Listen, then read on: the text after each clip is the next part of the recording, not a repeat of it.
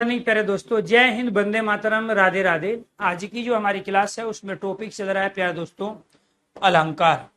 और अलंकार में हम पढ़ रहे हैं अर्थ अलंकार के भेद।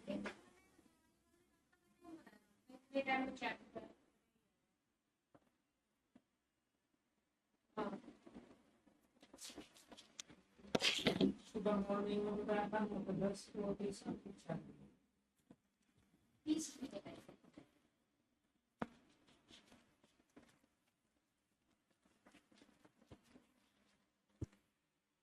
जी जी। तो यहाँ पर अर्थालंकार के भेद हमारा टॉपिक चल रहा है। अर्थालंकार के भेद और अर्थालंकार के भेद में आज हमें करना है अतिशोक्ति अलंकार, और वो है चौथा।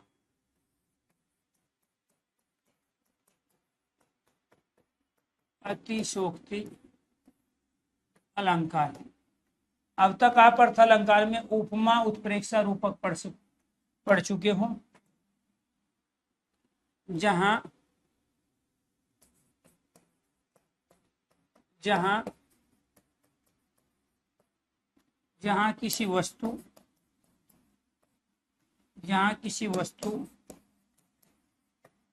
पदार्थ प्राणी के गुणों को बढ़ा चढ़ाकर, जहां किसी वस्तु पदार्थ प्राणी के गुणों को बढ़ा चढ़ाकर प्रस्तुत किया जाता है, वो क्या कहलाता है? अतिशोक्ति। अतिशोक्ति में ये वाला से पूरा आएगा, आधा नहीं होता है। कई बार ये वर्तनी के रूप में भी पूछा जाता है, ये ध्यान रखना है। जैसे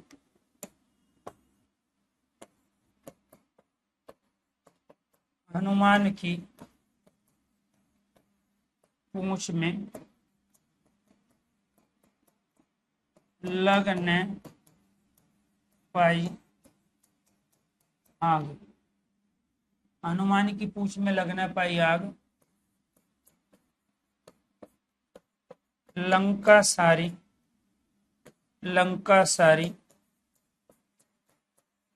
जल गई। लंका सारी जल गई, गए निशाचर भाग। लंका सारी जल गई, गए निशाचर भाग।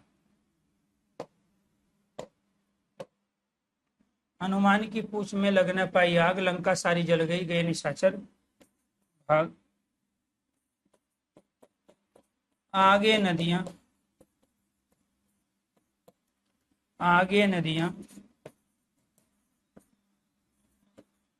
पड़ी अपार, घोड़ा कैसे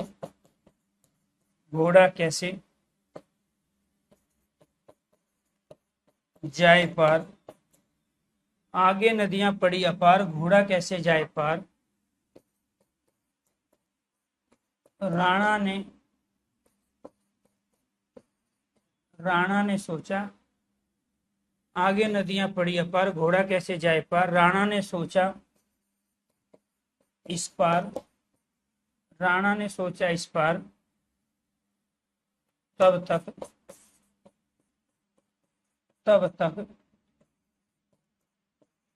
तक घोड़ा था उस पार। तो ये क्या कहलाएगी? आपका अतिशोक्ति।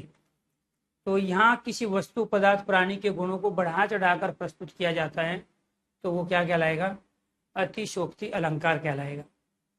हनुमान की पूंछ में लगन न पाई आग, ये की बात है। कई बार चीजों को, शब्दों को उसके स्थान पे पर्यायवाची शब्दों को रख देते हैं, तो कुछ किताबों में आपको लिखा मिलेगा हनुमान की पूंछ में लगन न पाई आग, लंका सारी जल गई और गए निशाचर भाग। तो लगने पाई आग और लगन न पाई आग एक ही चीज है। ठीक है, तो हनुमान की पूंछ में आग लगी नहीं, ये पहली पंक्ति में कह रहा है।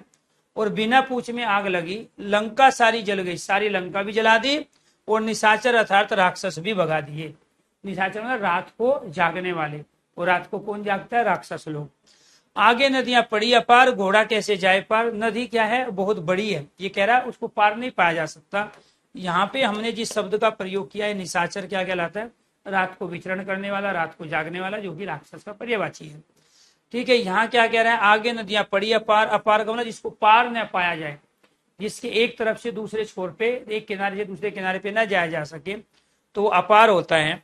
घोड़ा कैसे जाए पार, यहाँ महाराणा प्रताप टेंशन में आ गए कि घोड़ा कैसे पार जाएगा। राणा ने सोचा इस पार, राणा इधर सोच ही रहा था, तब तक घोड़ा था उस पार।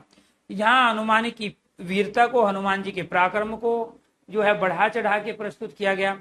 हनुमान जी की चतुराई को दिखाया गया बढ़ा चढ़ा के, अर्थात तो उनके गुणों के अंतर्गत उनके अंदर ताकत थी, वो बलशाली थे, लेकिन उसमें भी अगर और ज्यादा हम चीजों को बढ़ा देते हैं तो वो क्या कहलाती है? अतिशोक्ति। इसके बाद यहाँ पे इसमें ये कहा कि राणा ने सोचा इस पार, राणा इधर सोच ही रहा था, और जो नदी पहले अपार थी तब तक घोड़ा उस पार था। तो यहाँ घोड़े की स्फूर्ति को, घोड़े की ताकत को, घोड़े की मानता को, घोड़े के पराक्रम को बढ़ा चढ़ा के प्रस्तुत किया गया। इसी वजह से अतिशोक्ति के उदाहरण हैं। प्यारे दोस्तों, आपको ध्यान रखना है, प्रत्येक पंक्ति जो अलंकार की है, रस की है, छंद की है, उनमें अगर अलंकार है तो कोई ना कोई छंद भी है, कोई ना कोई रस भी है। जो रस की पंक्ति है उनमें कोई ना कोई अलंकार, कोई ना कोई छंद है। तो आप ये ना सोचिए कि यहाँ केवल और केवल ये अतिशोक्ति जो अलंकार है उसी के ही उदाहरण है। जब वो रस की बारी आएगी तो इसमें प्यारे दोस्तों अलग रस होगा, जब छंद की बारी आएगी तो इसमें एक छंद भी होगा। तो बहुत सारे बच्चे रट्टा मार लेते हैं, जी ये तो हमने अतिशोक्ति में पढ़ा था, तो इसमें फिर रस कौन सा हो गया? तो इनमें रस अद्भुत रस है, क्योंकि यहाँ आश्चर्यचकित होने वाली बात है। तो रस के बारे में जब हम बात करते हैं तो दोनों के अंदर अद्भुत रस है। और जब छंद के बारे में बात करते हैं, जब हम यहाँ मात्रा की काउंटिंग करेंगे तो उसके बाद जो कंडीशन लागू होगी तो वो होगा प्यारे दोस्तों यहाँ पर छंद। तो रट्टा नहीं मारना है कि ये तो हमने अलंकार में पढ़ लिया था। जी सुशील यादव जी क्या कह रहे हैं? आपके चरण गुरुदेव, आप जैसा हिंदी पढ़ाने वाला भारत में कोई नहीं आ रहे। नहीं, ऐसा नहीं है, मेरे जैसे बहुत सारे हैं, बस मेरे में एक क्वालिटी है जो बाकी में नहीं है। मैं जो पढ़ाता हूँ वो पेपर में आता है, और बाकी बहुत कुछ पढ़ा देते हैं, कितना आता है उसका डिसीजन बच्चे लेंगे। एग्जाम क्लियर करके आपसे मिलने जरूर आऊंगा सर, बिल्कुल। तो आप मेहनत करो। और रीजन ये है कि मैं हिंदी को इसलिए नहीं पढ़ा रहा है कि हिंदी आपके सिलेबस का हिस्सा है, मैं हिंदी को इसलिए पढ़ा रहा हूँ कि हिंदी के सारे क्वेश्चन आप पेपर में सही करके आओ। ठीक है जी।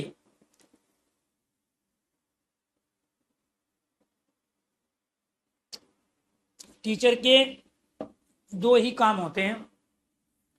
एक टीचर का पहला काम है कि जो यहाँ चीज चल रही है वो बच्चे तक 100% पहुंचे, और दूसरा टीचर का काम होता है कि जो वो पढ़ा रहा है उससे बाहर पेपर में कुछ ना आए। अगर ये दो चीज किसी टीचर को आती है तो समझ लो उससे बढ़िया कोई टीचर नहीं है। अब आपको कितने समझ में आ रहा है उतना ही मैं बढ़िया टीचर हूं, और जिसको समझ में नहीं आ रहा है तो उसको तो टीचर चेंज कर लेना चाहिए, क्योंकि हर बच्चा हर टीचर से सीख ही नहीं सकता, पढ़ा ही नहीं सकता। जैसे कैरेविल के मैक्सिमम टीचरों को बच्चे नहीं पचा पाते, क्योंकि यहाँ तो भीड़ होती है, बहुत अधिक संख्या में बच्चे एडमिशन लेते हैं, लेकिन बहुत अधिक संख्या में एडमिशन लेने के बाद भी बहुत सारे बच्चे अपने दिमाग में खुर्रापाती रखते हैं। तो खुर्रापाती का मतलब ये हुआ कि जो पुरानी चीज है जो उसने रट ली है, बिना लॉजिक के, बिना सीक्वेंस के पढ़ ली है, ठीक है, वो उसको छोड़ना ही नहीं चाहता। और यहाँ हम ऐसी चीज पढ़ाते हैं जो किताबों में है ही नहीं। उस तरीके से जो समझाने का तरीका है, टीचिंग जो स्टाइल है, जो हमने यहाँ पे पढ़ाते समय जो टीचिंग मेथड का प्रयोग किया है, वो आमतौर पे बाकी जगह नहीं मिलता है। किताब में दी गई चीजों को सामने नहीं रखते हैं। जैसे आपको तमाम कंडीशन बताई है, उपमा की, उत्प्रेक्षा की और रूपक अलंकार की। तो कुल मिला के बात यह है कि अगर मैं किताब ही आपको पढ़ाऊंगा तो आप बोर हो जाओगे, हिंदी में नींद आने लगेगी, आपको पता ही नहीं चलता 1 घंटा कब हो गया। उसका रीजन है कि हम किताब पढ़ा ही नहीं रहे, हम तो किताब लिखने वाले लोग हैं। तो किताब तो वो पढ़ाएंगे ना जो अभी जिन्होंने हिंदी के नए नए टीचर बने हैं। तो इसीलिए हमें तो 15 साल से ज्यादा हिंदी को पढ़ाते हो गया है, इसलिए रोज आपसे पहले भी क्लास दी है 2, आपके बाद भी हम और क्लास देंगे कंटिन्यू। तो सुबह से शाम तक काम ही यही है। और हमने ये सारी चीज कैसे सीखी है आपके लिए बता देते हैं, क्योंकि अभी आप लोगों की एज कम है। बहुत सारी चीज पढ़ने के दौरान डेवलप होती है। किसी की दूसरे के बनाए गए नोट से अगर आप पढ़ते हो ना तो अपनी खुद की चीज कभी नहीं बना पाओगे। तो इसीलिए हम जब बोर्ड पे खड़े होते हैं, आपकी क्लास में मैं ये पढ़ा रहा हूं, तो जब आपको पढ़ाते समय कुछ ऐसा विचार आएगा दिमाग में, तो सरस्वती की मेहरबानी है, कुछ ऐसा विचार आएगा, कुछ ऐसा कॉन्सेप्ट आएगा, वो इसमें एड ऑन होता चला जाएगा। तो ये चीजें ऐसे विकसित नहीं होती है। टीचिंग के अंतर्गत जो टीचिंग कौशल होते हैं वो पढ़ाने के दौरान ही विकसित होते हैं, उससे पहले कोई अलग लैब में भाषा प्रयोगशाला में जाके कोई टीचर नहीं बनता है। तो यही कारण है कि एक पुराना टीचर नए टीचर में अंतर ये होता है कि उसको पता है कि बच्चे इस तरह की गलतियां करेंगे। जैसे मैंने अभी कल रूपक अलंकार के आपको एग्जाम्पल दिए थे, 6 के 6, फिर आपको ऑप्शन दे दिए 6 कि बताओ इसमें अनुप्रास किसमें है, यमक किसमें है, सलेश किसमें। मुझे पता था मैक्सिमम बच्चे गलती करेंगे, तो आपसे गलती करवा के उस चीज को सिखा दिया।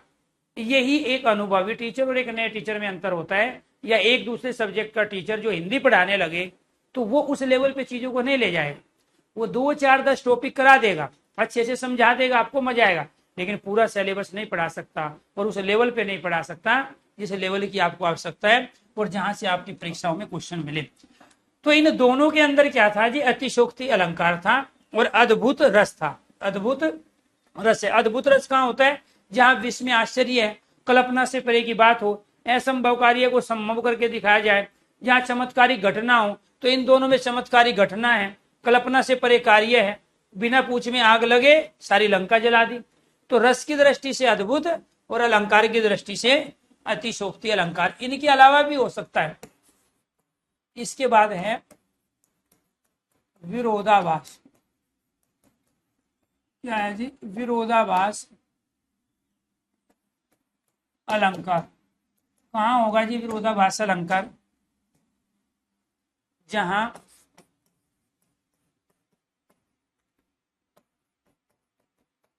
जहां वास्तविक जहां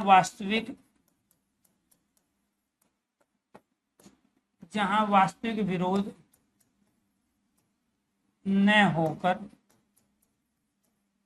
जहां वास्तविक विरोध न होकर केवल केवल केवल विरोध का, जहां वास्तविक विरोध न होकर केवल विरोध का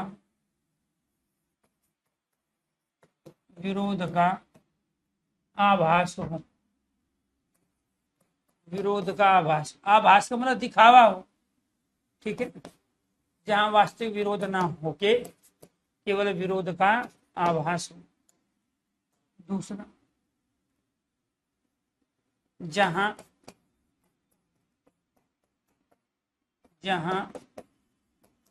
निषेधात्मक शब्द, जहां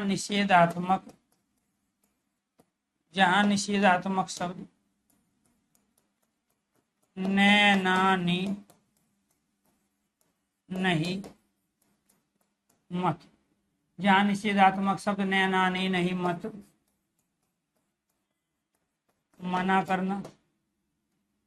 जहां निषेधात्मक शब्द न, ना, नी, नहीं, मत, मना करना।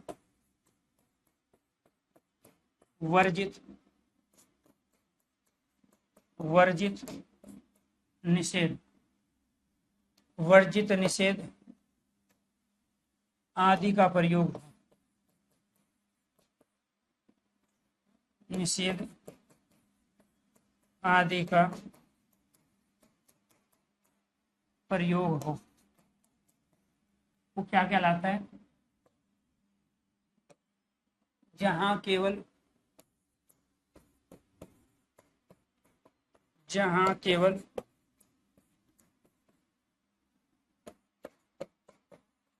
विरोध दिखाने,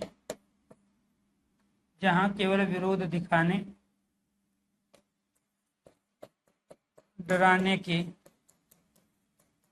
लिए किया जाए, उसको क्या कहते हैं, विरोधाभास। जैसे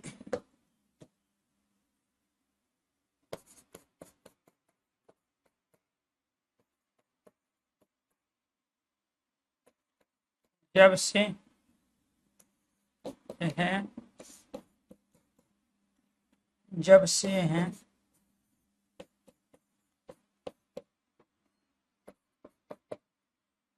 हैं आंख लगी, तब से न आंख लगी।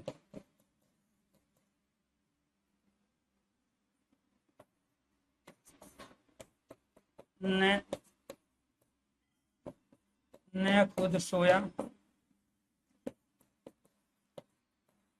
ने मुझे सोने दिया। ने खुद सोया ने मुझे सोने दिया। तीसरा, ना खुदा मिला ना विशाले सनम। ना खुदा मिला ना विशाली सनम।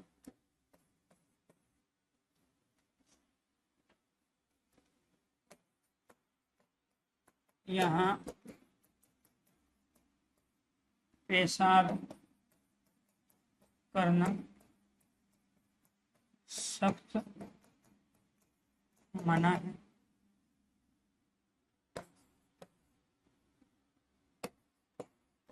यहाँ गाड़ी पार्क करना निषेध है, मना है।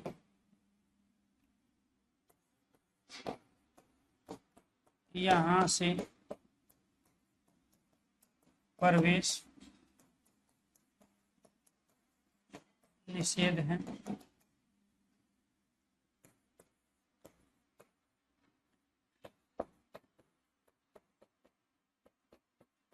सार्वजनिक स्थल पर शराब पीना वर्जित है। अब प्यारे दोस्तों, आपको ध्यान रखना, रोजमर्रा की जिंदगी में आप तमाम दीवारों पे और कहीं ना कहीं आप किसी भी संस्था संगठन, ठीक है, के अंतर्गत ये सारी चीजें लिखी हुई देखते हो। एक तो इनमें सब में निषेधात्मक शब्द प्रयोग हो गई। जब से आंख लगी तब से न आंख लगी, ठीक है। न खुद सोया न मुझे सोने दिया, तो ये न क्या है? निषेधात्मक शब्द जो किसी कार्य को होने से रोकता है। लेकिन यहाँ वास्तविक विरोध नहीं है, केवल विरोध का दिखावा है। जैसे ये खुद कह रहा है, जब से आंख लगी, पहली पंक्ति में क्या कह रहा है? जब से आंख लगी तब से न, अगली में मना कर रहा है। तो वास्तविक विरोध नहीं है, केवल विरोध का दिखावा है, ठीक है। न खुद सोया न मुझे सोने दिया, नहीं कि सोए तो दोनों, लेकिन उस तरह से जो नींद होनी चाहिए तो उस तरह से नींद नहीं ली गई। तो विरोधाभास उसी को कह रहे हैं, विरोध और आभास। जहां वास्तविक विरोध नहीं है, केवल विरोध का क्या है? आभास है। केवल विरोध का क्या है? आभास। मिलने का मन भी कर रहा है और मना भी कर रहे हैं, तो वो क्या कहलाता है? वो विरोधाभास कहलाता है। जहां वास्तविक विरोध न होकर केवल विरोध का दिखावा हो, निषेधात्मक शब्दों का प्रयोग हो, जहां केवल विरोध दिखाने डराने के लिए किया जाए। अब कई बार होता है, बच्चों को हम डांट रहे होते हैं, धमका रहे होते हैं उनको सही रास्ते पे लाने के लिए, तो ओरिजिनली वो डांटना नहीं है, बल्कि वो विरोध दिखाना है कि हम ऐसा नहीं करेंगे, और फिर बाद में करने देते हैं, तो वो क्या कहलाता है? विरोधाभास। यहाँ क्या है? ना खुदा मिला ना विशाले सनम।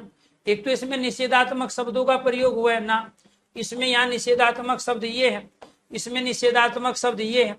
तो जहां निषेधात्मक जो किसी कार्य को होने से रोकता हो, ठीक है, जहां निषेधात्मक शब्दों का हमने प्रयोग कर लिया है, ठीक है, तो वो विरोधाभास के अंतर्गत आ गया, एक पॉइंट। दूसरा क्या कह रहा? ना खुदा मिला ना विशाले सनम। तो जब शादी नहीं हो रही थी तो उस समय परिवार वालों रिश्तेदारों को कह के परेशान है, मेरी शादी कराओ, ठीक है। घर वाले भी परेशान हो रहे कि शादी नहीं हो रही। तो जब शादी कर ली तो घर गृहस्थी से तंगी आ गई, परेशानी हो गई, घर गृहस्थी से चला ही नहीं पा रहा है सही तरीके, तो उसको घरवाली को छोड़ के चला गया कि मैं तो खुदा की इबादत करूंगा, ठीक है, अब मैं परमात्मा के चरणों में रहूंगा। तो वहां पे भी आनंद मिला नहीं, फिर वापिस हो आया। तो स्वाभाविक बात है, जब आप एक बार किसी को छोड़ के जा रहे हो, खुदा की इबादत करने जाओ या कहीं भी जाओ, और दोबारा आप सोच रहे हो कि आपको वो अपना लेंगे, तो ये तो पॉसिबल है नहीं। तो इसीलिए बाद में स्थिति क्या बन गई? ना खुदा मिला ना विशाले सनम, क्योंकि आज के टाइम की सनम में कोई इंतजार थोड़ा ही करेगी। जब आप एक बार छोड़ के चले गए तो उसके लिए तो ऑलरेडी पहले से ऑप्शंस हैं, तो यहाँ पे भी वही बात किया है ना, खुदा मिला ना विशाल सनम मिले, मिले दोनों, खुदा की इबादत में भी गया और यहाँ पे शादी भी हुई, जिसको छोड़ के चला गया फिर वापिस। इसलिए क्या कह रहा है, वास्तविक विरोध नहीं है, केवल विरोध का आभास है। यहाँ पेशाब करना सख्त मना है, लिखा होता है दीवार पे, फिर भी लोग आपको मुतते मिलेंगे, पेशाब करते मिलेंगे, और वहां पे आपको वो स्थिति मिलेगी। ठीक है, तो यानी कि केवल लिखने मात्र से चीजें बंद नहीं होती है। शराब के, दारू के, सिगरेट के, बीड़ी के बंडल के तमाम पैकेटों पे लिखा होता है कि ये कैंसर कारक है, ये हानिकारक है, लेकिन उसके बावजूद भी लोग आपको पीते मिलेंगे। उसी को विरोधाभास कहते हैं, क्योंकि वो वास्तविक विरोध नहीं है। वास्तविक विरोध होता तो जो भी उसको पीता तो उसका चालान कटता, उस पर दंड लगता, उस पर धाराएं लगती, उस पर कोर्ट कचहरी होती, या फिर वो चीज बनती ही नहीं। तो ये केवल विरोध का केवल दिखावा है। फिल्मों में दिखा रहे हैं कि स्वास्थ्य पीने से, ये धूम्रपान करने से कैंसर हो जाता है। तमाम जब आप फिल्म देखोगे सिनेमा हॉल में या कहीं भी टेलीविजन पे चलेगी तो स्टार्टिंग में वही होता है कि धूम्रपान कैंसर कारक है, और उसी फिल्म में 50 जगह आपको बीड़ी सिगरेट पीते हुए मिलेंगे लोग। तो वो वास्तविक विरोध नहीं है, केवल विरोध का दिखावा है। ऐसे ही तमाम इनके पैकेट पे लिखा होता है चीजें हानिकारक है, कैंसर कारक है, घातक है, लेकिन फिर भी वो बन रही है। तो यहाँ पेशाब करना सख्त मना है, ये लिखने के बावजूद भी लोग वहां पे करते हैं। यहाँ गाड़ी पार्क करना मना है, फिर भी आपको वहां गाड़ी पार्क मिलेगी। अगर इसमें यह लिख दिया जाए यहाँ गाड़ी पार्क करने से गाड़ी जब्त कर ली जाएगी, गाड़ी के चारों टायर खोल लिए जाएंगे, गाड़ी में पंचर कर दिया जाएगा, एक ना करेगा खड़ा। ठीक है, तो यहां से प्रवेश निषेध है। अब कोई उसका अपना सगा संबंधी आ जाए, कोई वीआईपी आ जाए, तुरंत प्रवेश हो जाएगा। प्रवेश निषेध तो लिख दिया, लेकिन वो किसी वास्तविक विरोधी के लिए लिख दिया, सामान्य आदमियों के लिए लिख दिया। जैसे उसका कोई सगा संबंधी आएगा, कोई वीआईपी आएगा, तुरंत वहां से प्रवेश जो है, एंट्री स्टार्ट हो जाती है।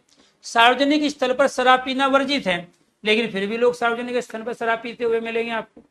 ये लिखा हुआ है, कानून है, बना हुआ है। तो कहने का मतलब ये सब वास्तविक विरोध में नहीं, बल्कि विरोध के आभास में आते हैं। इसी वजह से इसका नाम रख दिया गया विरोधाभास अलंकार। तो यानी कि हम इन शब्दों के माध्यम से, इन पंक्तियों के माध्यम से, जो अलंकार की जो पंक्तियां होती है, हम समाज में मैसेज करते हैं। हम अर्थालंकार पढ़ रहे हैं, इनसे अर्थ निकल रहे हैं, और वे अर्थ ये निकल रहे हैं कि यहाँ से प्रवेश निषेध है, लेकिन ये केवल विरोध का क्या है, दिखावा है। ये आपको ध्यान रखना है। ठीक है, चलो जी। तो इसके बाद हमें क्या पढ़ना है, विरोधाभास अलंकार आपने कर लिया, पांचवा। ठीक है, इसके बाद आपको करना है यहाँ पर छठा। ठीक है जी, विरोधाभास अलंकार के बाद बात आ गई हमारी भ्रांतिमान। भ्रांतिमान अलंकार कहाँ होगा जी, भ्रांतिमान अलंकार?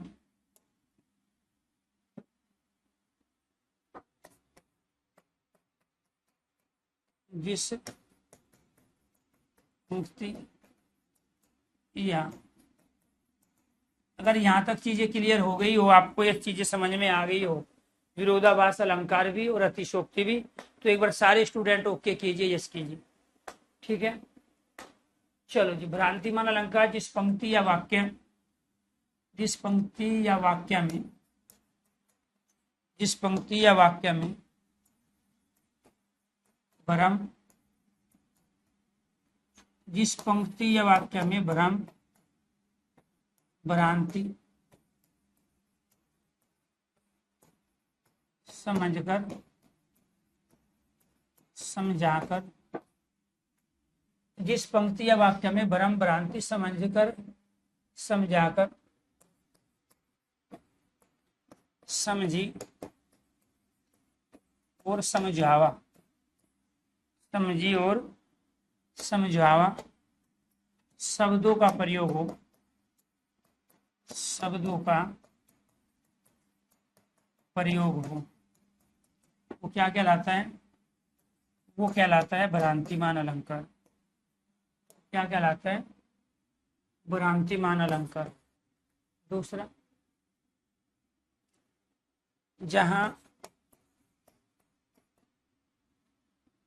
जहां उपमेय में उपमान, जहां उपमेय में उपमान का भ्रम हो जाए। तीसरा,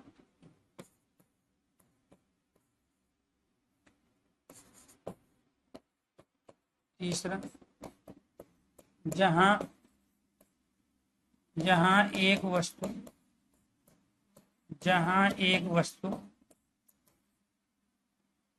पदार्थ प्राणी में किसी दूसरी वस्तु पदार्थ जहां एक वस्तु पदार्थ प्राणी में किसी दूसरी वस्तु पदार्थ प्राणी का गुणधर्म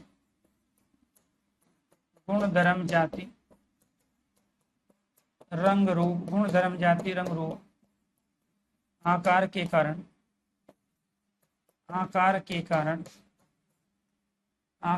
कारण भ्रम या भ्रांति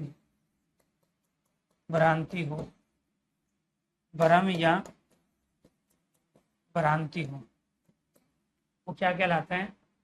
भ्रांतिमान। ये तो आपकी शॉर्ट ट्रिक है, आप इसका प्रयोग करके पहचान सकते हैं।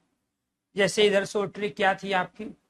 निषेधात्मक शब्द, ये वाली शॉर्ट ट्रिक थी आपकी, नैना नहीं का प्रयोग होगा। तो मतलब आपको हर उसमें जो है शॉर्ट ट्रिक बताई जा रही है। आपको उपमा अलंकार की बताई गई, शेषा शीशम समान सरिस, ठीक है। आपको उत्प्रेक्षा की बताई गई, मनु मानो जनु जानो मन हो जन हो, ठीक है। ऐसे ही आपको यहाँ इसकी बताई गई, विरोधाभास की। ऐसे भ्रांतिमान अलंकार वहां होगा जहां आप इनमें से भ्रम भ्रांति समझकर समझाकर समझिए या समझावा शब्द का प्रयोग हो, बिना इनके वो कर ही नहीं सकता, भ्रांति वहां पर, ठीक है। जैसे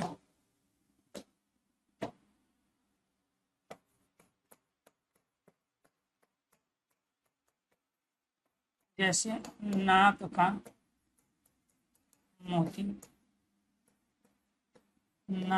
मोती, अधर की अधर की कांति से, नाक का मोती अधर की कांति से बीज दांडिम का समझकर भ्रांति से देखता ही रह गया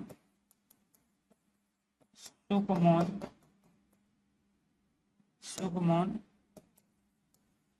यह कौन? सुख कहते हैं तोते को। फिर दोस्तों एक तोता है, पेड़ पे बैठा हुआ है। एक लेडीज है, अपने नाक में जो है मोती पहने हुई है और उसके होठ लाल है। ये क्या कह रहा है? नाक का मोती। तो नाक में क्या है? मोती है। अधर कहते हैं होठ की कांति से। तो लेडीज जा रही है, नाक में मोती पहने हुए हैं, उसके होठ लाल है। उसके जो अधर कहते हैं होठ को, कांति कहते हैं लालिमा। तो इस लाल होठ की परछाई जब इस कांति की परछाई इस मोती पे पड़ती है तो इस मोती को ये सुख तोता अनार का दाना समझ लेते हैं। बीज कहते हैं दाने को, दांडिम कहते हैं अनार को। तो इस मोती को क्या समझ लेते हैं? अनार का दाना, कि उसके नाक पे अनार का दाना रखा है। तो बीज दांडिम का समझकर भ्रांति से, इसमें एक तो प्यारे दोस्तों आपका समझकर शब्द आ गया, एक भ्रांति आ गया। और जहां समझकर और भ्रांति शब्द आएंगे वो सारे एग्जाम्पल किसके होंगे? ये सारे के सारे एग्जाम्पल आपके भ्रांतिमान अलंकार की। तो होठ की लालिमा जब मोती पे पड़ी तो उसने भ्रांति की वजह से, भ्रम की वजह से क्या समझ लिया? अनार का दाना। उसने झपट्टा मारा, नाक से उखाड़ के ले आया, देखता ही रह गया सुखमोन। जैसे उसने दबाया, उसको लगा कि ये रस है, अनार का दाना है, लेकिन वो क्या निकला? वो वहां पे प्यारे दोस्तों मोती नाक का। और ये है कौन? तो फिर वो सोच रहा है कि ये मैं क्या उखाड़ के ले आया हूं। क्यों? क्योंकि भ्रांति में पहले भ्रम होता है और फिर भ्रम दूर होता है। संदेह में और संदेह लास्ट तक बना रहता है, तो ये आपको ध्यान रखना है। तो भ्रम में क्या है, भ्रांतिमान में पहले भ्रम होगा और फिर कुछ पल में वो भ्रम दूर होगा, जबकि संदेह में लास्ट तक वो संदेह बना रहता है। अब वो पहले भ्रम हुआ, फिर कह रहा है सुख मौन है, उसको दबाया, और यहाँ कह रहा है कि यह कौन है, फिर भ्रम दूर हो गए। तो भ्रांतिमान संदेह अलंकार में अंतर क्या होता है, भ्रांतिमान में भ्रम लास्ट तक बना रहता है और संदेह अलंकार में आपको ध्यान रखना है। ठीक है, नहीं क्लास तो चालू है यहाँ पे, क्लास में कोई प्रॉब्लम है देखना एक बार, क्या क्लास स्टॉप बता रहे हैं, नेटवर्क इशू हो गया भाई आपके यहाँ पे। ठीक है, क्लास तो चल रही है कंटिन्यू। जी जी जी, हाँ क्लास ठीक। जी जी, क्लास में अगर कोई प्रॉब्लम है तो एक बार बताइए आप। ठीक है, और सही चल रही है तो एक बार ओके कीजिए। कुछ बच्चों की क्लास, जी जी,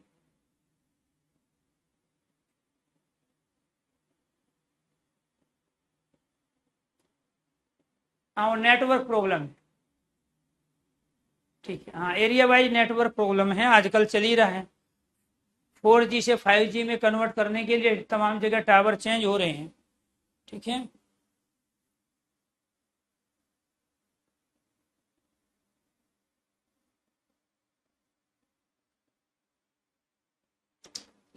वेरी गुड। हाँ नेटवर्क प्रॉब्लम की वजह से ऐसा हो सकता है। तो भ्रांतिमान और संदेह में बीच का अंतर क्या था, भ्रांतिमान में पहले भ्रम होगा और फिर वो भ्रम दूर होगा, संदेह में वो संदेह बना रहता है, संदेह अलंकार में वो संदेह क्या है, बना रहेगा। तो ये हो गया जी आपका भ्रांतिमान। ये सारी कंडीशन अप्लाई हो गई। क्यों अप्लाई हो गई, कैसे अप्लाई हो गई, इसमें भ्रांति शब्द आया और समंजकर शब्द आया, हमने पहचान लिया। बिना इन शब्दों के वो भ्रांति दिखाई नहीं सकता। जहां उपमेय में उपमान का भ्रम हो, तो नाक का मोती क्या था जी, नाक का मोती उपमेय था, उपमान क्या था जी, अनार का दाना। अब ठीक है ना, तो उपमेय क्या था, नाक का मोती, अनार का दाना क्या है, प्रकृति है। तो जो प्रकृति है, जो गॉड गिफ्टेड है, जो नेचर के द्वारा आया है, वो हमेशा उपमान होता है, उससे तुलना होती है। तो यहाँ नाक के मोती में, तो नाक का मोती आपका उपमेय है, अनार का दाना आपका क्या है, उपमान है। तो इस उपमेय में उपमान का भ्रम हो गया। तो जहां उपमेय में उपमान का भ्रम होगा, ये कह रहा है जहां उपमेय में उपमान का भ्रम हो, भ्रांतिमान। जहां एक वस्तु पदार्थ में किसी दूसरी वस्तु पदार्थ प्राणी के गुण धर्म जाति रंग रूप आकार के कारण भ्रम या भ्रांति हो, तो वो भी क्या कहलाता है, भ्रांति मान अलंकार। इसके बाद है जी सातवां, सातवां क्या है जी आपका, संदेह अलंकार। सातवां क्या है, संदेह अलंकार। कहाँ होगा जी संदेह अलंकार, जहां सादृश्यता, सादृश्यता के कारण, जहां सादृश्यता के कारण उपमान में उपमेय का संशय हो, जहां सादृश्यता के कारण उपमान में उपमेय का संशय हो, जहां किसी एक वस्तु, जहां किसी एक वस्तु पदार्थ, जहां किसी एक वस्तु पदार्थ प्राणी के, जहां किसी एक वस्तु पदार्थ प्राणी के गुण धर्म जाति रंग रूप, जहां किसी एक वस्तु पदार्थ प्राणी के गुण धर्म जाति रंग रूप आकार के कारण, रंग रूप किसी एक वस्तु पदार्थ प्राणी के गुण धर्म जाति रंग रूप आकार के कारण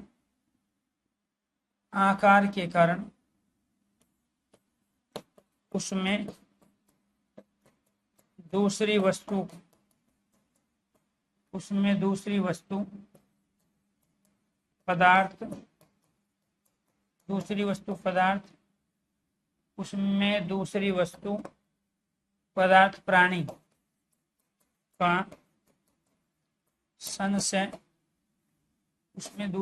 पदार्थ प्राणी का संशय कोष्ठ में संदेह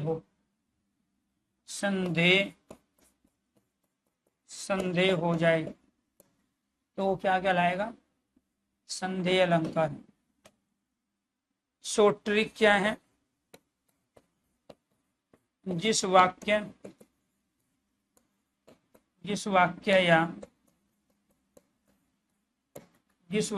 पंक्ति में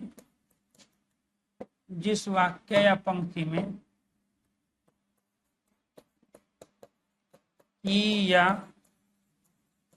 अथवा कीवा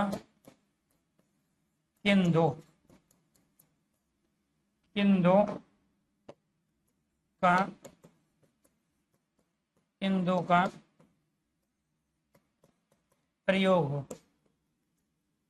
जिस वाक्य या पंक्ति में की या अथवा कीवा किन दो का प्रयोग हो तो क्या कहलाता है? वो संदेह अलंकार कहलाता है। वो क्या कहलाएगा? वो संदेह अलंकार कहलाएगा। ये आपको ध्यान रखना है। क्या कहलाएगा? संदेह अलंकार। तो ये आपको ध्यान रखना है जी। क्लियर है यहाँ तक? भाई बहुत ही बारीकी से चीजों को समझना है, सबकी सोट्रिक डेफिनेशन और कंडीशन। अगर आप किसी भी टॉपिक में उसकी सोट्रिक ले आओ, उसकी डेफिनेशन और कंडीशन को समझ जाओ तो फिर आपको रटने की आवश्यकता नहीं है। फिर दिए गए 4 ऑप्शन में से आप आंसर को टेली करके भी राइट आंसर बता सकते हैं। तो ये क्या कह रहा है? जहां सादृश्यता के कारण, सादृश्यता मतलब होता है एक जैसा, यानी कि एक जैसा रंग रूप आकार प्रकार है दो अलग अलग वस्तुओं में, लेकिन हम एक वस्तु को दूसरा समझ लेते हैं तो उसको हम संशय कहते हैं। तो संशय क्या होता है? वो लास्ट तक बना रहता है, भ्रम कुछ समय के बाद टूट जाता है। जैसे फॉर एग्जाम्पल, हमारे गांव में घटना घटी। दिल्ली से में दुकान करते थे, काफी अच्छा उनका व्यापार था, खासकर पतंग का और किताबों की दुकान का। तो वो कदकाठी से थोड़ा सा जो है छोटे थे, उनकी हाइट कम थी और रंग से वो काले थे। तो हमारे पड़ोस में रहते थे। तो जैसे वो दिल्ली से गए तो गांव में जाके जो दिल्ली के व्यक्ति शहर में जो लोग रहते हैं तो गांव का काम करते हैं और वो अच्छा भी होता है। जैसे नालियों को साफ करना, जिसको कोई काम को हाथ नहीं लगाएगा, उस काम को दिल्ली वाले करे या शहर वाले करे तो ज़्यादा अच्छा लगता है। तो हम भी जाते हैं तो मुझे भी मौका मिलता है गाय के ऊपर खुलेरा करने का, पशुओं को चारा डालने का, एनीथिंग दूसरा जो कोई भी काम है, इधर उधर कहीं घास खड़ी है उसको काटने का, तो अच्छा लगता है। तो उसने भी जाके घर का काम किया। तो पशुओं को जो चारा भिगोया जाता है, जैसे खल होती है, बिनोला होता है, चने होते हैं, तो उसका एक बर्तन होता है, बड़ा बर्तन होता है। वो मिट्टी का भी हो सकता है या वो प्लास्टिक का भी हो सकता है। तो उस प्लास्टिक के ड्रम में वो खल भिगो रहा था रात के समय। और गाँव में अक्सर लाइटें चली जाती है, लाइट ज्यादा नहीं रहती है, बिजली नहीं रहती है, तो अंधेरा वैसे ही था। तो जो अंधेरा था तो रात को जब वो उसमें खल बिनोला भिगो रहा था और उसमें पानी डाल रहा था तो उससे आवाज आई। और जब वो पानी डाल रहा था धीरे धीरे तो आवाज ये आई कि शायद आमतौर पे उस जो पशुओं का जो खाना था उसमें कुत्ते आके अब मुंह दे देते थे, कुत्ते खाने लगते थे। उसका रीजन ये होता है कि घर की जो बची हुई रोटियां होती थी वो उसमें डाल देते थे, जो पशुओं के खाना होता था। तो कुत्ते उसी रोटी को खाने के लिए वहां पे आते थे। वो चने बिनोले खाने नहीं आते थे कुत्ते। तो जो घर की बची हुई रोटी है, जो खाने के बाद चावल बच गए, रोटी बच गई, सब्जी बच गई, तो उसको चूंकि पशुओं के चारे में डाल दिया जाता था तो कुत्ते आमतौर पे उसको खाने के लिए आते थे। रात को की बात है, लाइट चली गई, उसने उसको खल को भिगोने का काम किया। उन्हीं के जो दादाजी थे, जो बुजुर्ग हो चुके थे, ठीक है, वो अपनी लाठी अपने पास रखते थे, चारपाई पे बैठे, वहां से वो उठे और उन्होंने जाके एक कमर में तुरंत अपनी एक लाठी खींच दी, अंधेरे में, क्या सोच के कि कुत्ता आज फिर आ गया है रोटी खाने के लिए। जबकि वो कुत्ता नहीं था, उनका लड़का था। और जब उनका लड़का था तो जैसे लाठी लगी तो आवाज अलग तरह की आई, कुत्ते को लाठी लगती तो आवाज अलग तरह की होती, तो वो था भ्रम अर्थात भ्रांतिमान। वो क्या था? वो भ्रम था, भ्रांतिमान था। तो ये कह रहा है ना, बीज दांडिम का समझकर भ्रांति से देखता ही रह गया सुख मोन यह कौन। अरे मैं तो अनार का दाना लाया था, लेकिन ये तो कुछ और निकल गया। तो यहाँ क्या है, वो भ्रम टूट गया, भ्रम बने। लेकिन वो भी भ्रम टूट गया। अब वो कुत्ता नहीं था, बल्कि उसका लड़का था, जो कि रंग रूप आकार प्रकार के कारण कुत्ते जैसा था। पानी की आवाज से ये लगा कि कुत्ता चपर चपर करके जीभ की आवाज से उसको खाने को खा रहा है, पशुओं के खाने को खा रहा है। तो वो तो था भ्रम, जिसकी वजह से उसकी कमर में एक लाठी लगी। लेकिन यहाँ ये जो संशय है ना, जो संदेह है, ये संशय बना रहता है। आप कहीं अपनी बाइक से, अपनी कार से जा रहे हो या बस से जा रहे हो, और आपने बाजार में देखा कि वहां आपके रिश्तेदार का कोई लड़का या आपकी रिश्तेदारी में से कोई व्यक्ति, आपने देखा कि आपको वो दिखाई दिया, लेकिन वो वास्तव में वो नहीं था, बल्कि उसके जैसा कोई और था। और आपके दिमाग में रहा कि वो था कि कोई और था, उसके जैसा वही था कि कोई और था। और उसके बाद आप फोन करके कह रहे हो उसको कि आज वहां पे क्या कर रहा था बाजार में, आपको तो वहां थे, मैंने आवाज लगाई, आपने सुना नहीं। और वो कह रहा है कि मैं नहीं था, और आप कह रहे हो कि नहीं था, मैंने देखा। तो उसको कहते हैं संदेह। उसको क्या कह रहे हैं? संदेह। लास्ट तक बना रहेगा, यार मैंने आपके जैसा देखा, आप मना कर रहे हो, आप झूठ बोल रहे हो। तो इसको क्या कह रहे हैं? ये संदेह लास्ट तक बना रहता है। और इस संदेह की पहचान कहां से करोगे? की के द्वारा, या के द्वारा, अथवा के द्वारा, कीवा के द्वारा, किंदो के द्वारा। बिना की या अथवा कीवा किंदो के संदेह बने नहीं सकता है।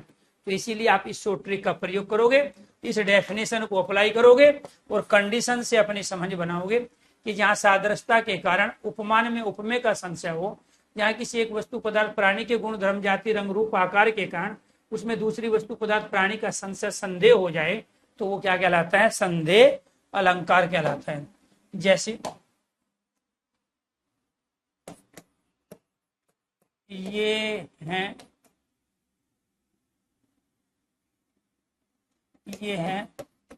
सरस, ये है सरस ओस की बूंदे, ये है सरस ओस की बूंदे, या फिर मुंजल, या फिर मुंजल मोती। ये विर्य हैं, ये विर्य हैं अथवा वरदान है। ये विर्य है, ये वरदान। ये छाया है, ये छाया है कि शेष उसकी काया है। ये छाया है कि शेष उसकी काया है। तो यहां हमने किसका प्रयोग किया? या का प्रयोग किया। यहाँ किसका प्रयोग किया? अथवा का प्रयोग किया। यहाँ किसका प्रयोग किया? की का प्रयोग किया। ठीक है, एक ही मैसेज को एक बार करोगे। ठीक है, ये मेली मेली क्या चल रहा है भाई? ठीक है, तो एक कमेंट को एक बार, एक से ज्यादा बार करोगे तो इसका मतलब पागलपन है। ठीक है, तो यहां आपको ध्यान रखना है कि हमने किसका प्रयोग कर लिया? जिस वाक्य पंक्ति में की या अथवा कीवा। अब मान के चलो कोई अपभ्रंश भाषा की पंक्ति देता है वर्ज्यावधि की, तो वो कीवा किंदो का प्रयोग करेगा। ये तीनों खड़ी बोली की पंक्ति थी, तो खड़ी बोली में की या अथवा का प्रयोग करते, उसी सेंस में कीवा और किंदो का प्रयोग ब्रज भाषा और अवधि में होता है। ठीक है, तो ये आपको ध्यान रखना है। तो यहाँ पर क्या हो गया जी? ये कहलाया आपका, ये है सरस ओस की बूंदे। तो जो ओस की जो बूंदे होती है उसमें चमक होती है, और वही सेम चमक मोती में होती है। तो ओस की बूंदों का आकार, उनका रंग रूप, उसकी चमक, और मोती का आकार, रंग रूप और उसकी चमक समान है, सादृश्य है। तो इन ओस की बूंदों में क्या है? आपकी ओस की बूंदों में और मुंजल मोती में, ठीक है, रंग रूप आकार प्रकार एक है। इसी की वजह से इनमें क्या हो गया? संशय हो गया, संदेह हो गया। प्रिंस शर्मा जी, आपको ये ध्यान रखना है कि एक कमेंट को अगर एक से ज्यादा बार आप करते हो, 3 बार आप करो, 4 बार करो, ठीक है, लेकिन अगर आप 10-15 बार करते हो तो आप रडार पे आ जाते हो। और रडार पे आने का मतलब यहाँ पता है क्या है? रडार पे आने का मतलब है कि आपकी आईडी ब्लॉक हो जाती है। और वो काम 2 ही आदमी करते हैं, तो जो टेक्निकल टीम है जिसने इस क्लास को लगाया है वो भी ऑब्जर्वेशन में रहती है क्लास से, और दूसरा टीचर खुद बाकी बच्चों के कमेंट नहीं ले पाता, तो वो भी जाके टेक्निकल टीम को बोल देता है कि ये फली फली आईडी है, ठीक है, और आप इसको बंद कर दो। अब वो मिनिमम 15 दिन के लिए तो बंद होती है, 15 दिन के बाद वो उसके कहने पे खुलेगी जिसने उसको बंद करवाया। और ये कैरेबिल का सिस्टम है। हालांकि मैंने आज तक किसी का कराया नहीं है, लेकिन अगर कराने की नौबत आ गई तो ध्यान रखना जिंदगी में खुलेगा नहीं। या तो आपको दोबारा बैच परचेज करना पड़ेगा, या अपना आप फ्री हो गए हो, मुक्ति मिल गई है आपको, ठीक है, इस भसड़ से जहाँ पे आप सीरियस होके पढ़ना नहीं चाहते। कोई कमेंट है आप करके छोड़ दो, हमारी टेक्निकल टीम देखती है, मैं भी देखता हूँ। पढ़ाते समय 1 घंटे की क्लास में कई हजार बच्चे एक साथ लाइव होते हैं, ठीक है, तो सबके कमेंट पढ़ के सुनाने में मेरी दिलचस्पी नहीं है। मुझे ये पता है कि मेरा ये सिलेबस है, और इस सिलेबस से आपके पेपर में क्वेश्चंस आएंगे, 100% आएंगे। आपसे पहले मैं हजारों बच्चों को, लाखों बच्चों को इसी तरीके से पढ़ा के मैं सिलेक्शन दिलवा चुका हूँ। और कई हजार बच्चे ऐसे होते हैं जो हिंदी में सारे के सारे क्वेश्चन सही करके आते हैं, बस उसकी ढोल डबड़ी में पीटता नहीं हो ना, मुझे वो आदत है, ठीक है, कि आए माइक लगाया और बैठाया, क्योंकि फुर्सत नहीं है। पहले मैं आप लोगों को पढ़ाता हूँ, फिर जाके अपने कॉलेज में जाके वहाँ लेक्चर देता हूँ, फिर आके फिर क्लास लेता हूँ, और उसके बाद में घर परिवार वालों को टाइम देता हूँ। तो माइक लगा के मुझे अपना प्रचार करना, ठीक है, या उस बच्चे को भुनाना, वो मेरी आदत नहीं है। क्योंकि मैं अपना जीवन सीधे सीधे रास्ते पे चल के जिया हूँ, और उसमें मुझे आनंद आता है, उसमें मुझे खुशी मिल रही है। तो इसीलिए मैं चाहता हूँ कि इसको दाएं बाएं ना करूँ, आर्टिफिशियल ना बनूँ लोगों को देख के। तो इसीलिए जैसा मेरा नेचर है, मैं उस नेचर के दम पर आप लोगों को भी सिलेक्शन दिलवा सकता हूँ, बशर्ते अगर आपके अंदर पेशेंस हो और आप इन 70 क्लासों को अटेंड करने का दम रखते हो। इसी चीज को मैं 25 क्लास में करा दूंगा और आपसे बुलवा दूंगा कि सिलेबस पूरा हो गया, और आप में से हर कोई बच्चा बोल देगा हाँ सिलेबस पूरा हो गया 25 क्लास में, कुछ टॉपिक छोड़ा ही नहीं। लेकिन ऊपर ऊपर से हर टॉपिक की, हर तरह की क्वेश्चन की वैरायटी नहीं लेंगे, ऊपर से। क्योंकि मैं तो कराता हूँ यूट्यूब पे, जब पेपर नजदीक होता है 3 दिन की क्लास में पूरी हिंदी रिवीजन करवाता हूँ। लेकिन उस रिवीजन का फायदा केवल उन्हीं बच्चों को है जो ऑलरेडी पहले से पढ़ लिए हैं पेड कोर्स में, या ऑफलाइन पढ़ लिए हैं, डिटेल से वो 70 क्लास अटेंड कर ली है। और जिस दिन 70 क्लास अटेंड कर ली, मैं कह रहा हूँ जिंदगी में 5 से 10 मिनट भी रिवीजन करने की आवश्यकता नहीं है हिंदी जैसे सब्जेक्ट में। लेकिन वो काम करोगे नहीं आप, क्योंकि आप तो वही काम करोगे ना जो लंबे समय से आप करते आए हो, रट्टा मारना, किताबें लेके, टेस्ट सीरीज लेके, मॉक टेस्ट लेके टाइम पास करना। इतने सारे मॉक टेस्ट लगा लिए, आएगा उसमें से इतना भी नहीं, बस लगाए जा रहे क्योंकि दुनिया लगा रही है, तो आप भी लगाओ। दुनिया का सिलेक्शन नहीं होगा, सिलेक्शन तो कुछ लोगों का होगा, तो जो कुछ लोगों का होगा उनका तो तरीका पढ़ने का अलग है भाई आपसे, और जिनका पढ़ाया हुआ पेपर में उनका भी पढ़ाने का तरीका अलग है। और यही अंतर है एक भीड़ में और एक सिलेक्टेड कैंडिडेट में। तो ये क्या है जी, ये है सरसपोश की बूंदे या फिर मुंजल मोती। तो इनकी आकृति, रंग रूप, इनकी चमक समान है, ठीक है। तो इनमें संशय हो गया, और संशय को बताने के लिए हमारे पास आ गया यह, ये वीर्य है या वरदान है। आप घर छोड़ के बाहर आके पढ़ाई कर रहे हो, आप गांव छोड़ के बाहर तैयारी कर रहे हो, आप गांव छोड़ के बाहर नौकरी कर रहे हो, तो ये वीर्य है या वरदान है, ये आपको तब पता चलेगा जब आपका लाइफ में कोई अचीवमेंट होगा। अब घर भी छोड़ दिया, माता पिता से दूर है, छोटे भाई बहन से दूर है, पर नौकरी लगी नहीं है, तो वो वीर्य ही हो गया फिर आपका। और नौकरी लग गई, घर छोड़ के, गांव छोड़ के, वो वरदान हो गया। तो यानी कि स्टूडेंट के लिए छात्र जीवन में घर गृहस्थी, रिश्तेदार, पड़ोसियों को छोड़ के, गांव को छोड़ के बाहर रह रहा है, तो वो वीर्य है कि वरदान है, तो ये तो आपको नौकरी के बाद, उपलब्धि के बाद पता चलेगा। तो यहाँ वीर्य है अथवा वरदान है, इसमें भी संशय है, ठीक। और ये संशय तब तक बना रहेगा जब तक आप एक बड़ा अचीवमेंट हासिल ना कर लो, ठीक है, अपनी सरकारी नौकरी ना ले लो। ये छाया है कि शेष उसकी काया है। तो ये किसी कवि ने उर्मिला के बारे में कहा है। जब लक्ष्मण जी वापिस आए अयोध्या वन से, तो वहां लक्ष्मण अपनी पत्नी उर्मिला को देखकर कंफ्यूज हो गए, और कंफ्यूजन होना ही संशय है, संदेह है। तो उनको संदेह हो गया कि मैं ये छाया, वो उनके विरह में उनका पति उनसे दूर रह रहा था। हालांकि आज की जो लेडीज है वो तो पति अगर दूर रहता है तो मोटी हो जाती है, उनको विरह होता ही नहीं है, फूल के कुप्पा, क्योंकि खुशी ज्यादा मिलती है। तो पुराने समय की जो लेडीज थी, पतिव्रता स्त्रियां थी, पति को स्वामी मानती थी, परमात्मा के दर्शन उसमें पाती थी, तो उस समाज की या उस दौरान की जो स्त्रियां थी, जैसे सीता को माना जाता है, उर्मिला को माना जाता है, बाकी त्रेता और द्वापर युग सतयुग में तमाम लेडीज ऐसी रही है, छह गार्गी और बाकी विदुषी महिलाएं। तो यहाँ पर वो लक्ष्मण चूंकि दूर थे उनसे, तो उनकी याद में उनके विरह के कारण उनका शरीर कमजोर हो गया था। तो ये छाया है कि शेष उसकी काया है। तो यहाँ लक्ष्मण कंफ्यूज हो गए कि मैं उर्मिला की छाया को, परछाई को देख रहा हूं या उसके ओरिजिनल शरीर को देख रहा हूं। काया मतलब शरीर। तो ये छाया है कि शेष उसकी काया है। तो यहाँ छाया और काया में क्या हुआ, कंफ्यूजन हो गया। और वो कंफ्यूजन किसके द्वारा बता रहे, की के माध्यम से बता रहे हैं। तो ये क्या था जी, संदेह। तो भ्रांतिमान और संदेह में अंतर समझ में आया। ये संदेह लास्ट तक बना रहेगा, ठीक है। वहां भ्रम होता है और तुरंत टूट जाता है, तुरंत दूर हो जाता है। तो कितने अलंकार हो गए जी हमारे, 7 हो गए। अब आ जाओ जी 8वें की ओर। 8वां अलंकार क्या है हमारा, विभावना। विभावना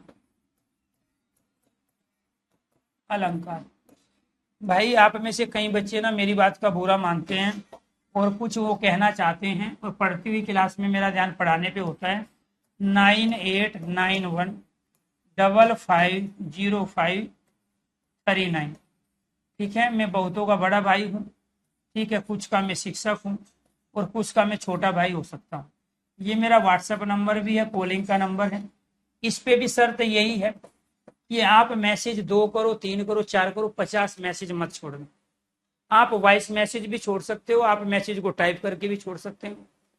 मैं सुबह से शाम तक ज्यादातर क्लास में होता हूँ। अगर फोन पे बात करनी है तो फोन पे बात मैं केवल 2 ही टाइम कर पाऊंगा, ठीक है। एक तो 2 बजे से लेके 5 बजे दिन में, 2 बजे से लेके 5 बजे दिन में कॉल है तो मैं कॉल रिसीव करूंगा। रिसीव नहीं कर पाया हूं तो बाद में बैक कॉल कर लूंगा। कोशिश करो वॉइस मैसेज छोड़ दो या मैसेज को टाइप करके छोड़ दो, मैं रिप्लाई दे दूंगा।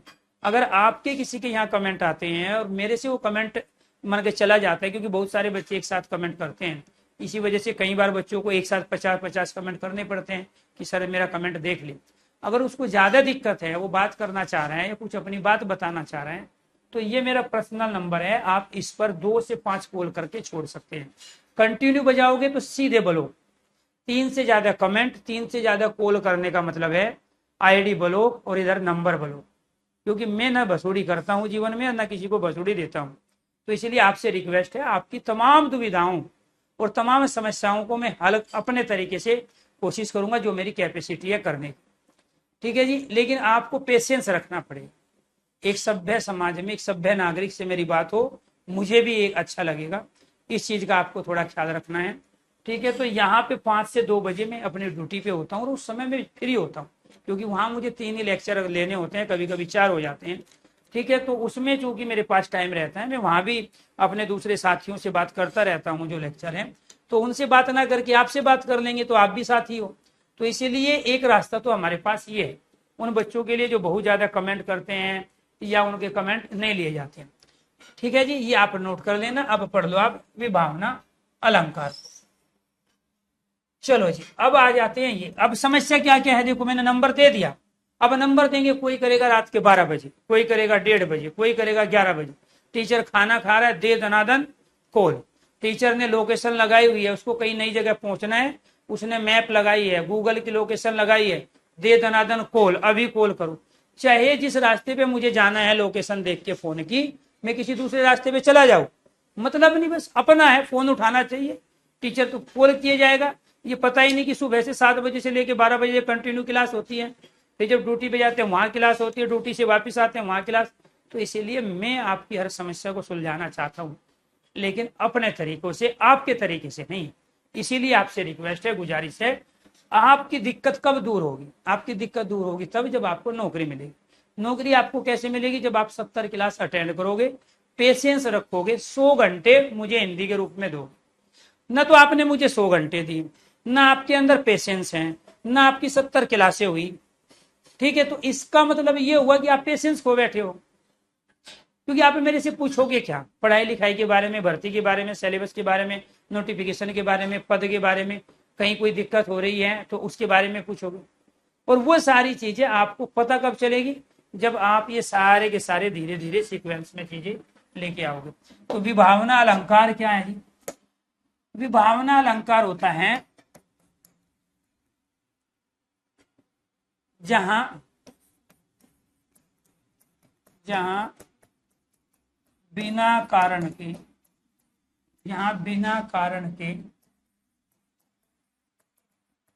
कार्य की उत्पत्ति हो, जहां बिना कारण के कार्य की उत्पत्ति हो। दूसरा, जहां किसी वाक्य पंक्ति में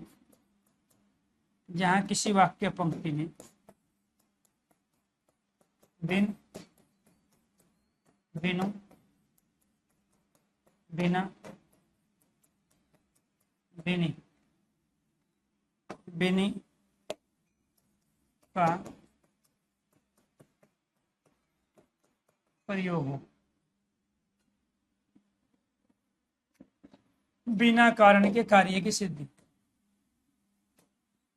तीसरा, बिना कारण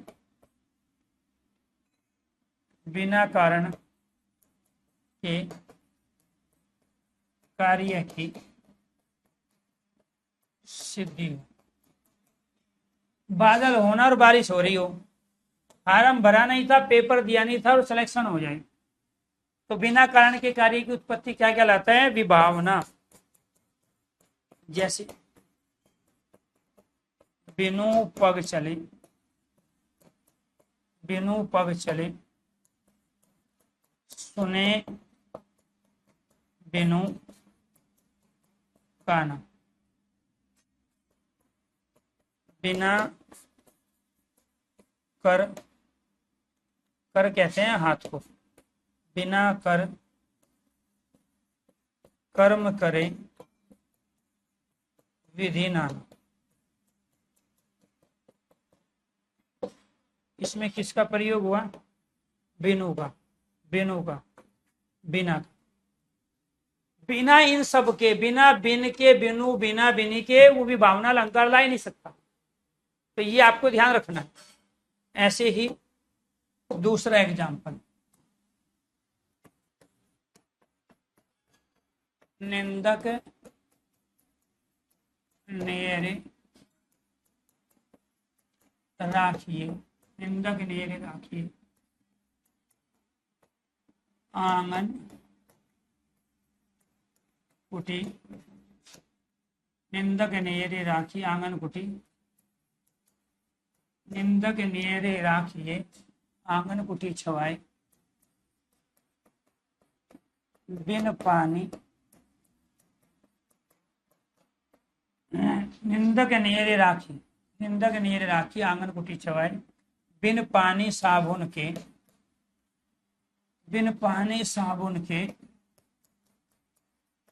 निर्मल करे सुहाए।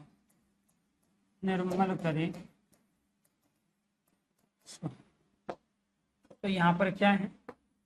बिन, यानी कि बिना पानी बिना साबुन के। तो ये आपका जो बिन है ना, ये बता देगा विभावना अलंकार है। अरे पानी साबुन कारण है और कोई भी कार्य बिना कारण के निर्मल कर रहा है आपको, ये आपका कार्य है। तो ये क्या है? बिना पानी साबुन के कैसे धो देगा आपको, कैसे निर्मल कर देगा? फार्म भरा नहीं है और परीक्षा देने चले गए, परीक्षा दी नहीं है, और जब मेरिट लिस्ट आई उसमें नाम था। ये यूपी में हो सकता है, लेकिन पर्टिकुलर जब समाजवादियों की सरकार होती है तब। अब मैं किसी के खिलाफ नहीं, ऐसा हुआ है इसलिए बता रहा हूँ, बुरा लगता है। अब नहीं होगा क्योंकि समय बदल गया, लोग कोर्ट कचहरी चले जाते हैं, लोग एकजुट हो जाते हैं। तो यहां पर आपको ये ध्यान रखना है कि बिना कारण के कार्य की उत्पत्ति, बिहार में भी ऐसा होता था, अब नहीं होता, उस समय अलग। तो ये क्या है? यहाँ बिना कारण के, तो बिन पानी साबुन ये कारण है, निर्मल होने का कार्य कैसे हो गया? ऐसे यहाँ ये कह रहा है बिनु पग, पैर है नहीं चल रहा है, ठीक है, कान है नहीं सुन रहा है, तो ये कान और पैर कारण है, और कार्य क्या है? यहाँ चलना और सुनना। बिना कर कहते हैं हाथ को, कर किसे कहते हैं? कर अनेकार्थी शब्द है जिसका अर्थ हाथ भी होता है, किरण भी होता है, हाथी की सूंड भी होता है। तो बिना हाथ के हैं लेकिन अनेक प्रकार के काम कर रहे हैं। तो बिना हाथ कारण के, बिना पैर के, बिना कान के कैसे सुनेगा, कैसे चलेगा, कैसे वो करेगा? तो इसीलिए क्या कहा गया कि जहां बिना कारण के कार्य की उत्पत्ति हो, जहां बादल हो और बारिश हो रही हो, उसी को क्या कहते हैं? विभावना अलंकार कह रहे हैं। आज के लिए इतना ही। सभी दोस्तों को नमस्कार, धन्यवाद। अभी 9:30 बजे आपकी क्लास है career state exam YouTube channel पर, जहां हम टॉपिक